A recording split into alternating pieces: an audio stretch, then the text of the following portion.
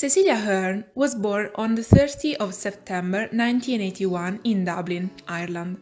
She is the daughter of Bertie Ahern, the Irish Prime Minister since the 26th of June 1997. Before embarking on her writing career, Cecilia Ahern completed a degree in journalism and media communications. Afterwards, Cecilia wrote her first novel at 21 years old. Her novel, P.S. I Love You, was published in January 2004 and was followed by Where Rainbows End, or Love, Rosie, in November 2004. Her second book reached number 1 in Ireland and UK, remaining at the top of the Irish bestsellers list for 12 weeks. Cecilia has published a novel every year since then, and today has published 17 novels. Cecilia's book has sold 25 million copies internationally, are published in over 40 countries in 30 languages. This novel covers the story of childhood best friends, Alex Stewart and Rosie Dunn, and how life can tug you around and change your plans. It is written in letters, emails, and cards between the prominent characters. The book starts with Rosie, being a 5-year-old girl, trying to find her place in the world, and her best friend, Alex, who lives just down the street from her. The two children meet and get to know each other on the desks of an elementary school in Dublin. Unlikely, Alex and Rosie are separated when the Stewarts move to Boston. Rosie applies and is accepted into Boston College to join him. It remains long distance, although the Boston College plans, because of an unforeseen event at the high school depths. Their friendship is tasted by time and circumstance, and situations became even more difficult when love starts to tangle things up. Rosie and Alex are faced with the decision of giving up everything for love, or living in silence for the rest of their separate lives. Fate is not being their friend, and life starts to look like it is going to leave them as best friends, and nothing more. It is so great having you as a friend.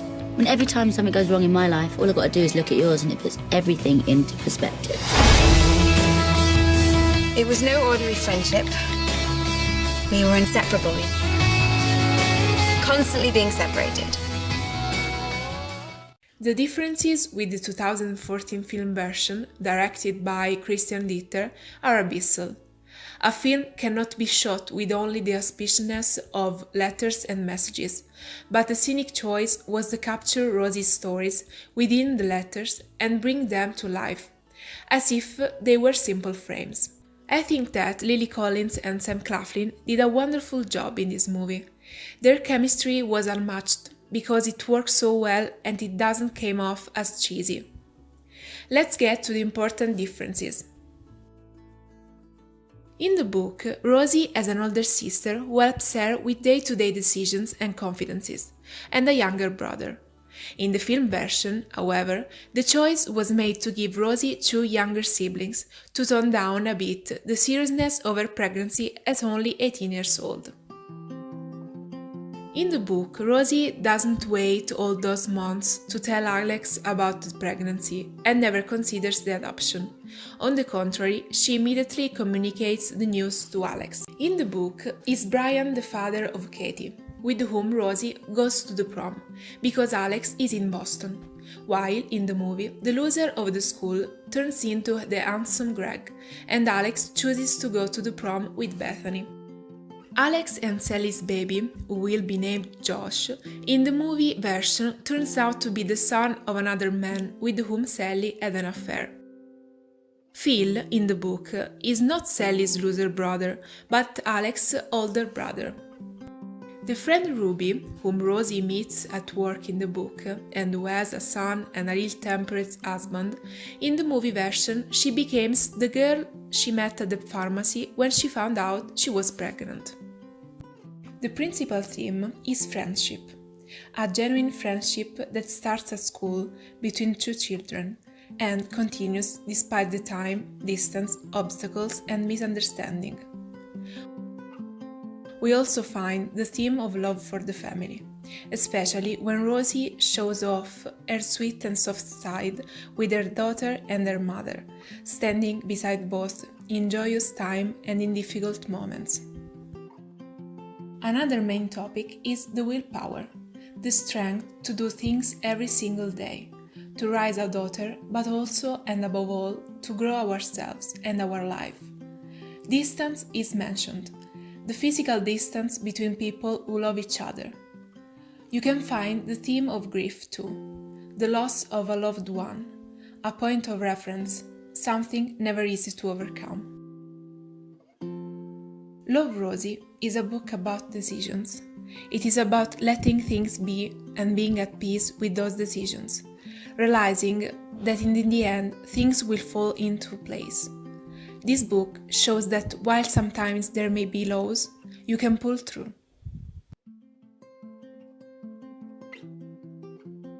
There are bonds that know no obstacles. This is the phrase that stuck with me the most from this book, and I feel exactly the same way. Along the way, we meet so many people, we have so many different experiences, and probably if we took a moment to reflect on how we would have wanted our lives to be when we were 10 years old, we would find that our perspectives would have changed, and maybe even now we would have a totally different life than we expected. Time changes, and we change too. Relationships change, but the bonds we make with some people never change. People who have may shared important moments with you and have been there for you in the bad times and the good times. People who, like Rosie and Alex, despite the distance between them and despite the time, know that they can always count on each other at any time. And this is perhaps the highest nuance of love, knowing that there will always be someone at your side despite everything and everyone. This book will make you laugh and cry. The characters are especially loved, as they are each flawed and faced with struggle, making them even more believable. Although you might think the format of the novel, being in notes and letters and so forth, will be fitful and sporadic, it follows a very smooth storyline that keeps you engaged. I highly recommend reading this book because you will find a bit of you and your life. It is also fun to peek into the correspondence of the two protagonists and see the evolution of this relationship, so cheerful, spontaneous, passionate and genuine. For the entire film, I was like, why can't you just be straight up and be like, I like you, you like me, let's just be together. But no, things happen and life got in the way for them, which I get it. But I'm just like, if you have feelings for somebody, just come out and say it. It's gonna make your life so much easier. In my personal opinion, there is nothing better than being in a relationship with your best friend. Alex and Rosie having this love for one another, but not necessarily knowing what type of love it is, and they just keep missing the mark over the years. This book or film shows that you can still have your dreams while fate plays games with you.